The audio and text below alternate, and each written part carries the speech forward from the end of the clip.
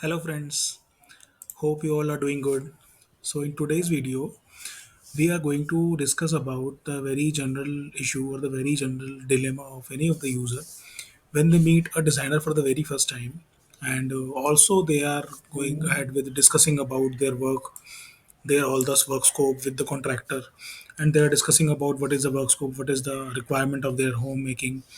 So they fall into the dilemma, into the zone of when they could not decide or make the decision of like whether to go ahead with the designer or should they go ahead directly with the contractor only. So this is generally very generally question, and I hope if any of you have already made your home, there have been multiple times that you have felt the same situation as well with you as well.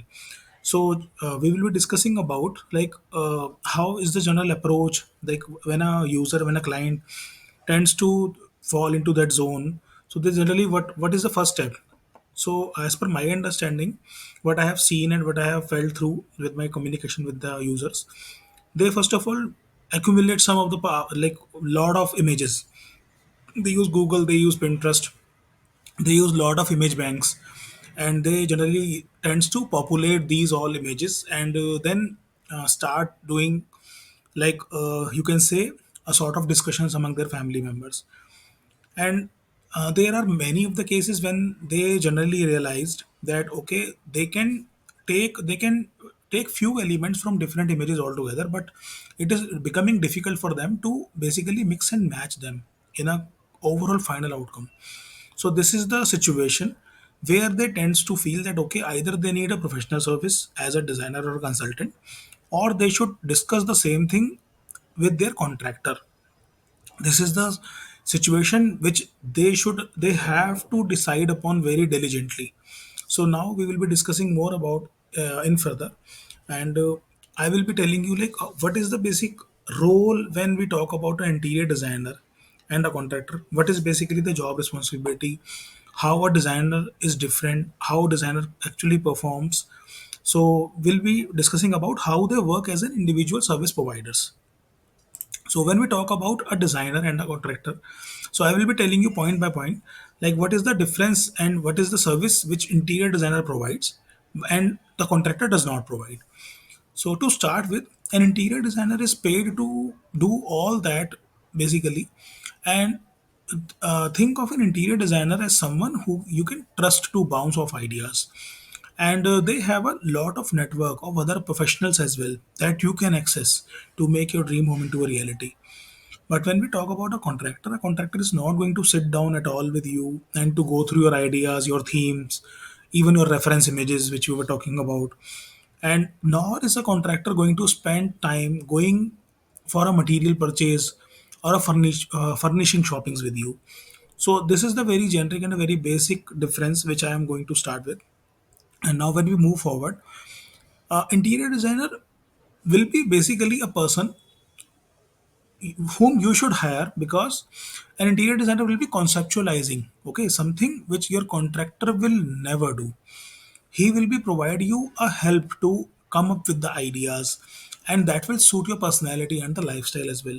This is certainly a very basic difference and a very major difference also when we talk about a contractor or the interior designer. Now when we talk about contractor, they are doers. They will do what you ask them to do according to a design that you have provided to them. Something they may, some may offer advice, but especially if structural issues are there or if concern, or but they will mostly will take your plans and just go with it, which means there won't be any discussions on whether what you initially planned will work for your house or not even. So this is certainly a very you can say concerning situation. An interior designer will not only provide you the 3D modeling along with the nearest possible renders to give you the maximum idea of the final outcome, but will also generate the production, installation, and the execution files and the drawings in 2D that are extremely helpful for future references in case of repairs, in case of damages, in case of replacements even. So these 2D dockets of drawings may also include the electrical plumbing, which are very critical for future references if required. And in case of contractors, there is no visualization. as per the space available, and most of the things are discussed verbally to fit in some good, some like to fit in some Google or Pinterest references. There is no assurance of the exact implementation of the chosen drawings into your space. Only those clients that have a strong visualization capability and ample of time and money to afford the delays and the wastage of respectively should go ahead directly with the contractor. Another way to avoid the above mentioned losses is to compromise with whatever has been executed by the contractor. They have to go ahead with that, no matter if it is matching exactly what the family was requiring or not. They have to.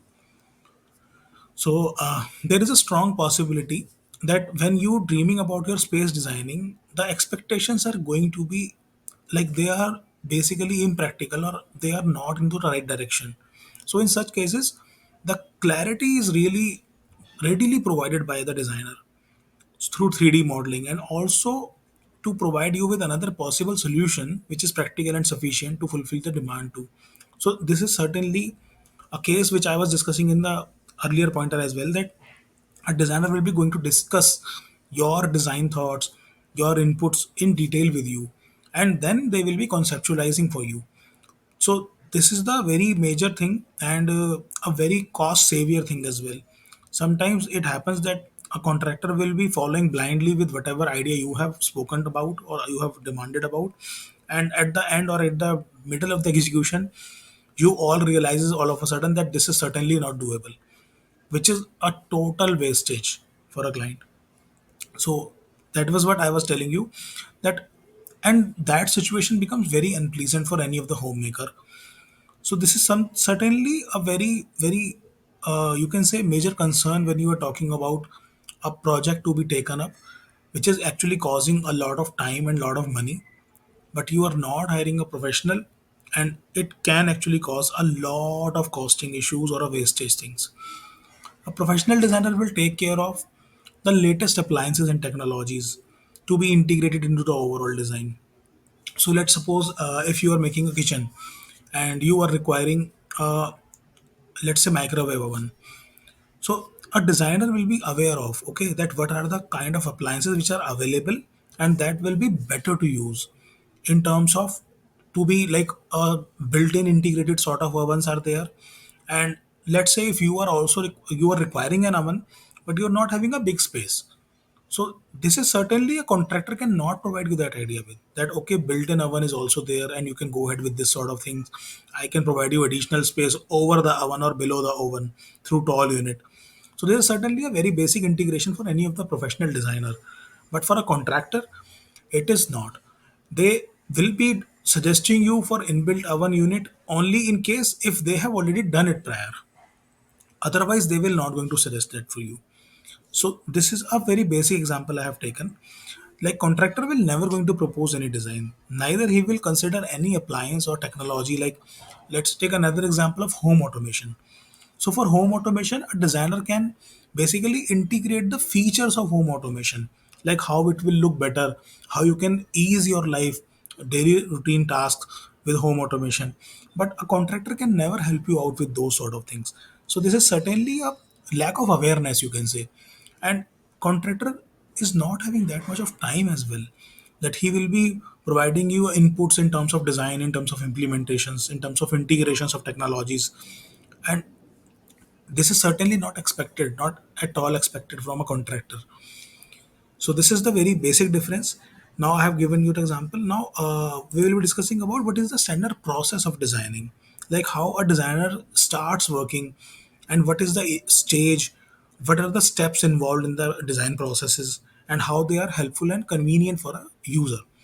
So to start with, the first step is design initiation, which is basically designer will visit the site with you to understand the space expectations, the design demands, the budget, and feasibility of whatever demands you are putting across, and limitations of the site as per the structure, and also the measurements and the property configuration. So, what I mean by property configuration is that the amount of light which is coming into the property at the time of daytime. So basically they are actually aware of, and they used to they tends to understand that okay, this room is certainly having this sort of amount of light, due to which they can use certainly a sort of colors or color palettes. So this is certainly provided them a lot of clarity about that. Okay, if this room is having ample of light, then they can use a darker color or a some sort of pastel shades as well. So this is step one. And post that, step two is a mood board discussion. So mood board discussion is basically about the collection of all the reference images.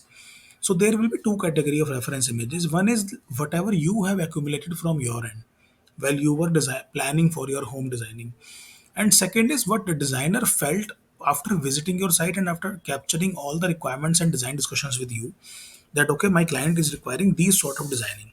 So he also have a lot of design sense to understand and to provide you a lot of references in terms of that.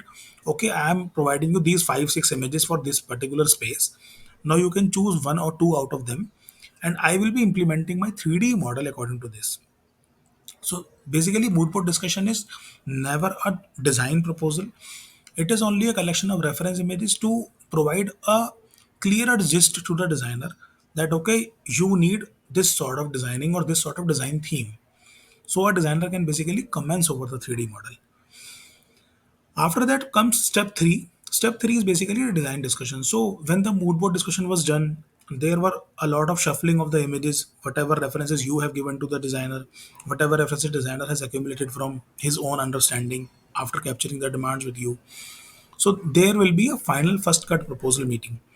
The first cut design proposal happens with the 3D model one and all the renders to have the maximum idea of the space planning, design structures, let's say wall paneling, and even design structures of whatever structures you have asked for, fall ceilings, lightings, color palettes, and etc. Hence, capturing the most of the requirements and including and concluding all the structure within the upcoming design discussions. So this is basically about that. Step 3 includes a lot of meetings. So it is basically about that when you are done with the mood board discussion, after that there will be design discussions on the 3D model. Now, what I will suggest you personally, whenever you are having such discussions, always emphasize over finalizing the 3D structures first. Never go into the zone of selecting colors also simultaneously. It will take more of your time and it will become difficult for a designer also to provide you the clarity about the design structures. So always first of all finalize over the design structures.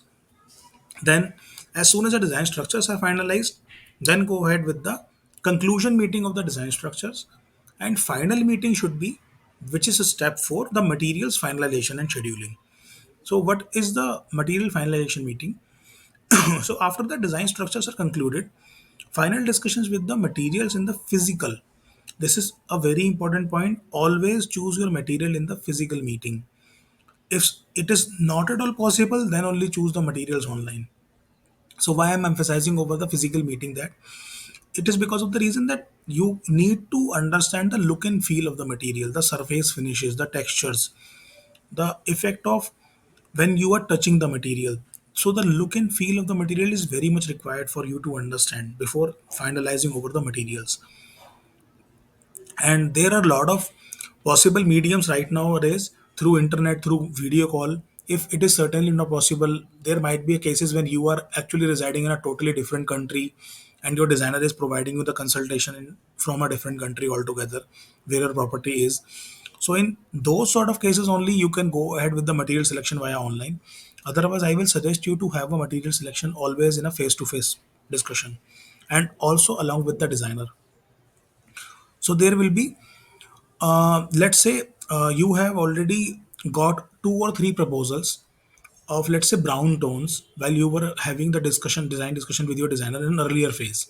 Now when you came across in the face to face meeting of material selection, you are liking more, you can say beige or a cream color rather than having the brown color, and you are also liking a contrast of, let's say, olive color. So I'm just taking an example, a very hypothetical situation. So in such cases, what you can ask for your designer to help you with, that he should be revising the final renders for you to implement the new shades into the 3D model and also give you the comparison of both the renders. That, so what I meant by this, that earlier they proposed you brown color render, okay. Now you are asking for cream and sorry, beige and olive. So what you can ask your designer is that they will be revising the render from brown to olive, and also they will be making a slide for you which will be having a comparison of both the colors. So this will actually going to help you a lot. This will be providing you a maximum clarity that okay, my designer has suggested me earlier brown tone, now I am having a olive tone. So what is going to basically look better? So this is a basic, I have given you the clarity about that what is the standard of process of designing. So now when you should basically actually when you are planning from a ground zero, when we talk about a designer consultation, when we are talking about the designer's help. So when we are talking about, so what I will suggest you, when you are to starting from the ground zero, it is always better to go with an interior designer who is in the case will work as your design consultant. So your designer, the interior designer, you will actually get to know better in terms of your lifestyle to come up with an interior designing concept that best suits you. Some will even go all the way to help you with the decoration and the finishing touches, as that a central theme resonates throughout the house. So this is certainly, you need to understand that in most of the cases there that might be your first home. So you need to understand this very diligently and very carefully, that why the designer will be actually leading this thing over the contractor, of course. So now, when we talk about if you don't have time to plan your renovation or run around looking for material resourcing, so an interior designer will be a one-stop solution for all to do it all point for you. Aside from helping you pick a theme, an interior designer will also help you source for the contractor to work on the renovation plans as well as materials needed. They will project manage your renovation and even help you pick out the right furniture. In other words, you pay them good money to basically do everything before you move in, but expect a lot of meetings with your interior designer and his or her team before the actual work starts. So now, what I've told you, that aligning the basically the renovation planning or even like material resourcing, these are very two critical, very important point which are required in every of the site. So you need to understand that why a designer is basically charging you for not only about the designing, but they're only also doing a lot of planning in the background, and they will be helping you out a lot with the material resourcing as well. Now let's move forward. So next point is aligning the subcontractor. So it is a very basic situation for any of us, while being a layman or a basic user, we will be definitely not knowing a lot of subcontractors. So let's say you are requiring a wiring job or a tiling job. What about curtains or even floorings? So these are certainly a lot of subcontracting job which are certainly not available with any of the local user. So, and most interior designers already have their own team of subcontractors who are reliable. This pretty much means that you can hire one person, the interior designer, who will be then project manage your renovation timeline, leaving your headache free on when you should ask the electrician or the plumber to come in. So your interior designer will get everything done to the schedule. So basically, this is the strongest thing when I talk about any of the professional service of an interior designer. They will be aligning to the schedule of the timeline. So this is certainly a very very important point. And when we talk about designers' credentials, so actually are spending a lot of money on your home. So of course you want the best. So I will suggest you, so whenever you are hiring an interior designer, you will have a portfolio on other projects completed, because an interior designer is more often than not selling an idea to you. He or she is more likely to put an effort on company ethos and values, award certifications, website, as well as portfolio that showcases project that you may also like. So you need to understand that every sort of designer will be having their portfolios. You can ask for their portfolio, you can discuss about your ideas, your demands, and they will be providing you the concept, okay, that Okay, he or she will be going to create these sort of design solutions for you. So these are certainly the services which are available with any of the designer. Now when we talk about the next point, that is the budget. It is certainly a most important point of for any of the homemaking. So if you are worried about a budget, then hire a contractor. The services of an interior designer do not come cheap. I will be very upfront and honest with you for this. Rightfully so, because the interior designer will be with you from concept to sourcing to the actual building and even furnishing your home. Don't forget, you will also be paying for his or her time spent on your home. Think of it as this way: an interior designer is a middle person between you and the contractor as well as the suppliers. But it is also money well spent for someone who will take care of your renovation works from start to end. All you need to do is just to move in. So hiring a contractor means that you are paying the supplier directly, which will all know is a cheaper option. But rectification or any execution hiccups may cause you to pay more than you originally even wanted to. Because in case of direct contractor based job, there will be no control over the mistakes, over the uh, whatever mistakes contractor is making. So how do you choose? So in it is the piece, is it? So let's take it very you can say very generally. What is more important for you? Is it the peace of mind, budget, or quality you are going for? I have seen numerous cases myself when where savings on the professional fees actually put the client into paying more for the costings that they skipped while estimating with their contractor, or they were actually not aware of, and hence faced much more stress than expected. So to avoid such situations, ask detailed questions and clear all your doubts before you commit to the one. This is I'm talking about when you are hiring a contractor directly. So you this actually happens a lot of times.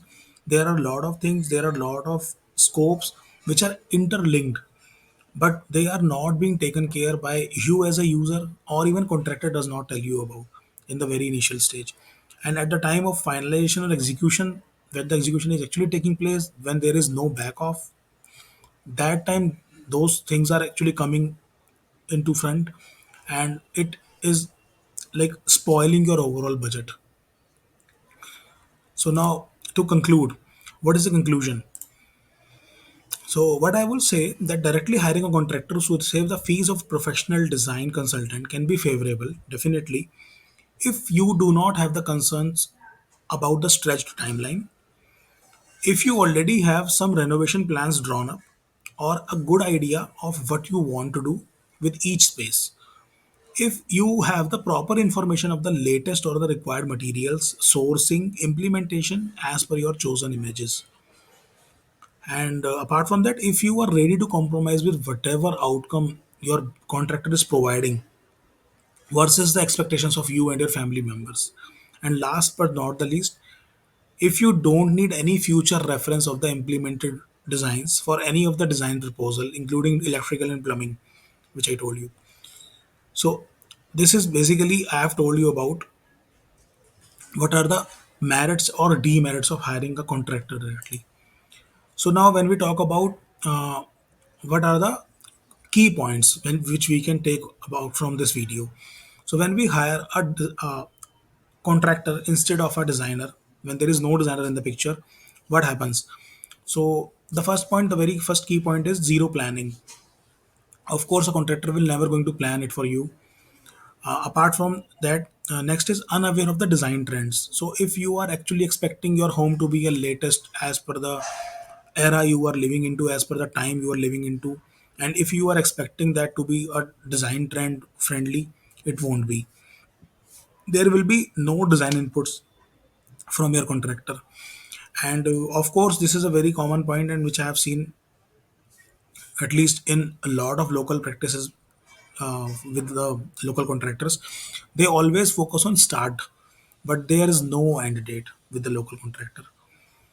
And after that, there is no support in the selection of fixtures, furnishings, or even accessories, etc.